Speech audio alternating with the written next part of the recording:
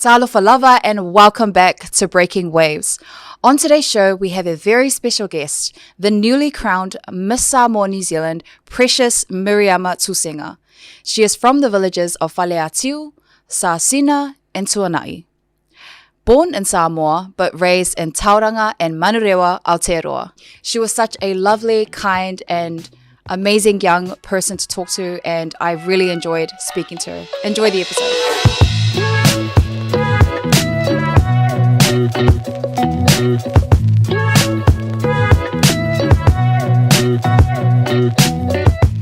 Talo for lava, Precious Miriama Tusega. Welcome to Breaking Waves. How are you this afternoon? Thank you for having me. I am feeling quite nervous actually, knowing that we're in a speaking thing. I love to speak, but I'm actually really nervous, but I'm good, thank you. I think you will do absolutely well because we've had a funny conversation just before this started. But you will be, honestly, you'll be fine. Just treat it as a normal conversation. Thank you. So thank you so much for making time, first of all. And congratulations on winning Miss Samoa New Zealand. That is awesome. That's huge. I'm sure you and your family are very proud. Mm-hmm. But first, before we get into that, I wanted to do some quick fire questions with you, if that's okay. Let's go. And one of them is not, are you single? Which was suggested. Nah, just kidding. Oh, man. All right. What is your favorite music genre? R&B, soul, Awesome.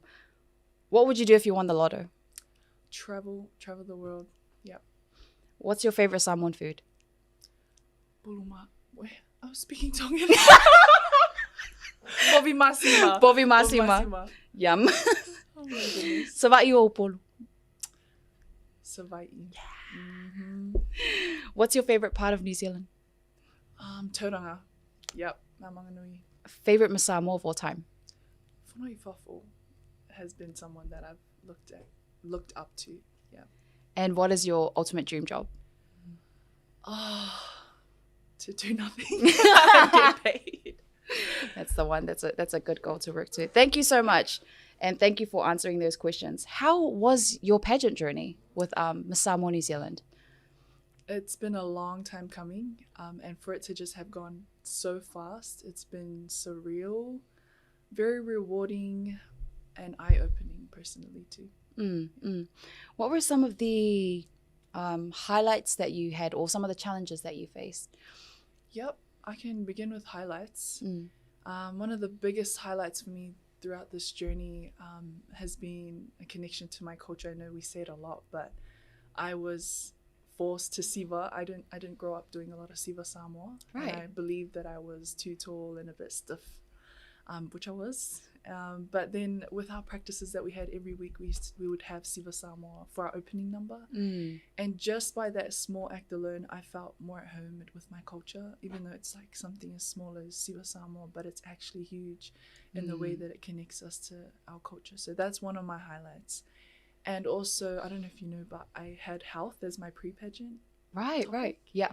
And that was randomly chosen. So I'd not known that I'd have health, but when I randomly picked it, it became one of my highlights because it forced me, and I felt obligated to do my own education around mental health, which is where I took my angle for my presentation. And just doing my own research around that was very rewarding for me, and just opened my eyes to the amount of things that I need to educate myself on. Right. So that was a highlight. Yeah. And just my family being so proud. I feel like I come from very humble beginnings, and just putting myself on this pedestal has really made them so proud. And it's just one of the most rewarding feelings that I've had to see my mum that way, and my family extended. Get your what, cuz? Yeah. Oh my gosh. I was like, but just those moments are like priceless. So yeah. And I'm sure you and your family will be remembering it for down the years, eh? Definitely. And what about some of the challenges? What was that was challenging for you, eh? Was doing research around health, or? Yes. My other challenge I was telling you about is literally cameras and just being on camera a lot. I feel like it's hard even in this moment. I'm still trying to be as authentic as I can be. Yeah. But it's just, I'm so used to just talking to people like this without it all. And so with all the lights and camera and the stage, it was a dynamic that I had to get used to. And also in this digital age we're in with social media, things were uploaded, comments are made. And so that was challenging to not get caught up in what I looked like, and just enjoy the moment with the girls and what we were doing. So that was another challenge. Yeah. What were some of the things you did to kind of deal with it, especially the rush of like social media happening all at one time? Yeah, definitely. Stayed off my phone now. Turn your phone off. Turn my phone off? Nah, I'm kidding.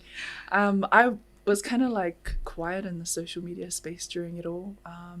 But one thing I did was personally just my spiritual well-being, just remembering my why as to why I did this pageant and not letting any other factors, even that my own mind would tell me, affect why I'm actually doing this. So, yeah. That's beautiful. Thank you. And so I wanted to get into that. Did you always want to go into pageantry? Well, yes and no. Yes, because just for Miss Samoa, not like any other spaces. But I think it was in my last years of high school, I started seeing like Sonia Piva's time onwards. That's when I started watching.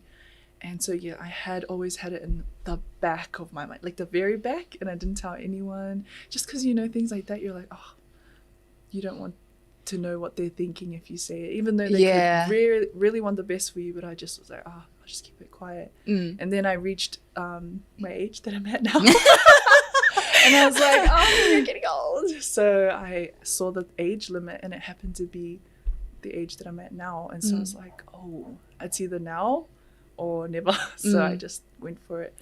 And it's crazy to think that I'm here now. So yeah.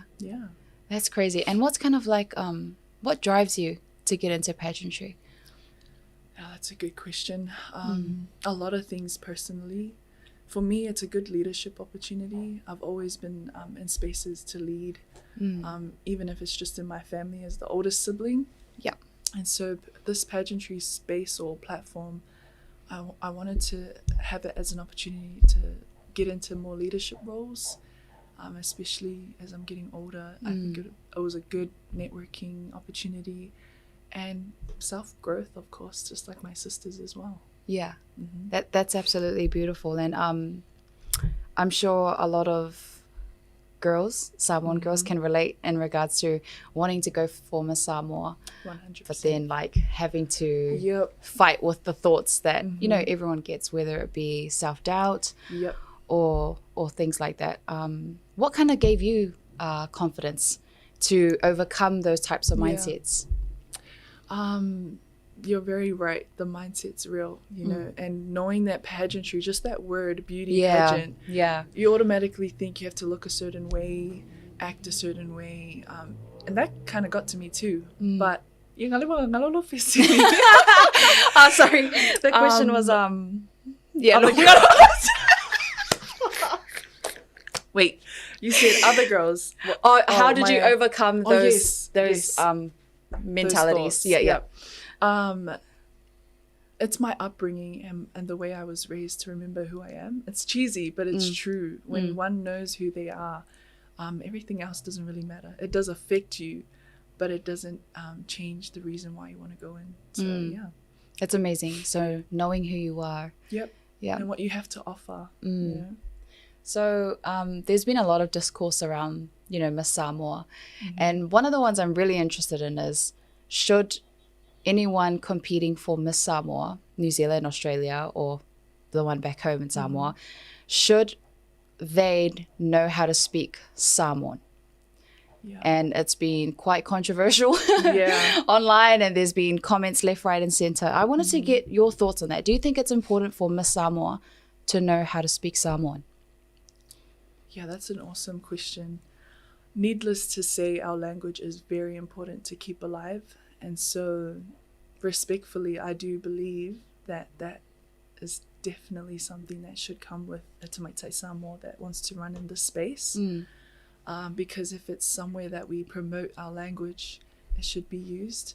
But I would say as well that we don't let that define what the Tamaiti Samoa can offer.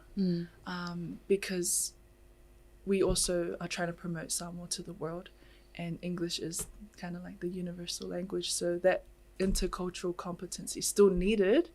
But with our people, I think it should also be a responsibility for that to Maitai Samoa to learn and to use it as much as they possibly can. Yeah. Absolutely. And it's such a huge responsibility, like you said. Yeah.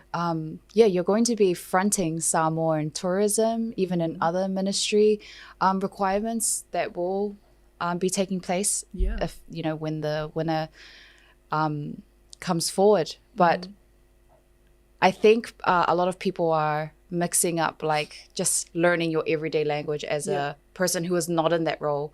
But I think with a role like that requires that responsibility, it's very important. Exactly. Like where much is given, much is required. And so you're given a lot to undertake. And so it should be upon us, even myself, that responsibility, because at the end of the day, it's not just about what you are, but what you can give to the community. And communication is key. And I know if you were to win in Samoa and you lived in Samoa, it's definitely an asset for the people. Definitely, definitely. What are you focusing on as you prepare for Miss Samoa? It's not long away, actually. Yeah. It's crazy to think that it's like, 12 weeks away? Like I said before, coming from a faith background, my main prep is mental and spiritual first. Just making sure my mind's clear and at peace with who I am. And then the rest will follow. That's kind of where I'm at the moment. Logistically, I'm not too sure what's happening, but I know God will provide. So yeah. What are your aspirations for the journey? Yeah, so much. But most importantly, to just be an example of being myself. I know that a lot of girls looking up to this platform, in my opinion, it's been a very glamorized space, especially as a pageant. But I hope I aspire other to Maitai Samoa to just be themselves, and that, especially in this unique space, it's not any other pageant, it's Miss Samoa, and to bring their authentic selves to any space they enter. So yeah. And if you go into Miss Samoa and you win, what kind of impact are you looking forward to generating? There's so much, and I know that as Miss Samoa, I've come to understand you won't be making all the decisions on your own. And so collaboratively, one of my things that I'd love to achieve is just, as Miss Samoa New Zealand, first of all, Miss Samoa, is just having a deeper appreciation of our young adults here, of their opportunities here. I know we have it tough here as well, stereotypically. But I think the Samoans here in the diaspora, just to grow their deeper appreciation for what they have here, and then use what they have here and take it back home to the islands. That's personally one of my goals as well, is to one day go back and use my gifts and my talents and my education back home. That's a really good goal. Strengthening our diaspora and taking them back to build a stronger Samoa. There's a lot of perceptions about pageants that happen within the public viewership, of course. Not all of them are true, but some of them are quite harsh. And how was the process in regards to, getting along with the other girls? Was that fine for you, or was it competitive? Was it brutally competitive, or was it like fine? I guess I can only speak for myself in that case, but I personally, I always go back to it, but like when you know who you are, there's no need to feel that kind of brutal competitiveness that pageants are kind of known for. So for me personally, it was more the mindset that if we're going to be a platform for Te Maitai Samoa, it would be quite hypocritical to have that kind of spirit against the other girls when you've entered the space to uplift girls. Absolutely. So I went in with just love for them, because I was in the same shoes as them. Putting their hand up was not easy. And so if we're going to be running for a platform that's for girls, your first duty, first and foremost, is the girls you're competing with.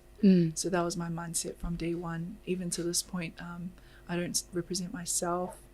And so I represent all of them, to be honest, and as a collective. But that's my thoughts on competitive. I don't think they may have their own views, but that was my mindset about that aspect of pageants since day one. That's a very grounded and humble perspective. I appreciate that. Thank you. That's really good. And what would your advice be to, younger Tamaitai Samoa who wants to come and join pageantry or pursue it? Yeah, especially Miss Samoa. Yeah, Miss Samoa. Yeah. Well, first, I'd like them to ask themselves why they're doing it. I think for me, my why's grounded me this whole way through and will ground me for the upcoming pageant. So my advice is to the girls that want to give this a go is to ask themselves why and ground yourself in that why, because that's what will make you stand out. And that's what will help you thrive when you open your mouth, when you stand, when you speak. It shows. And so, yeah, just be yourself as well. Yeah. Come with everything that you have to offer, because someone will need it. Even if it's just one person that you touch, that one person has a family of their own that they'll touch. So that ripple effect can happen. Yeah. Yeah. What is your perspective of a good why? I love So, yeah, that's a good question. I was talking about my why this whole time. So now I'm like, no, you have to say your why. Yeah.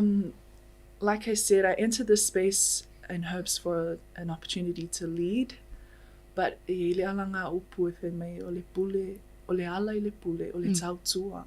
And this year's theme is Tautua le alofa, and I think that alofa just is the icing on that cake because it's so true. And my why is to simply serve. In church we learn when we lose ourselves, we find ourselves in Christ. And if I'm going to be an instrument, that's exactly what I'm looking forward to, is finding myself by losing myself to my people, our people, and whatever it is that I can offer. So, and one more thing, in my why is we go to give, not to get. Yes. Because we do want to get a lot from this. Like, I know I want to get a lot from this.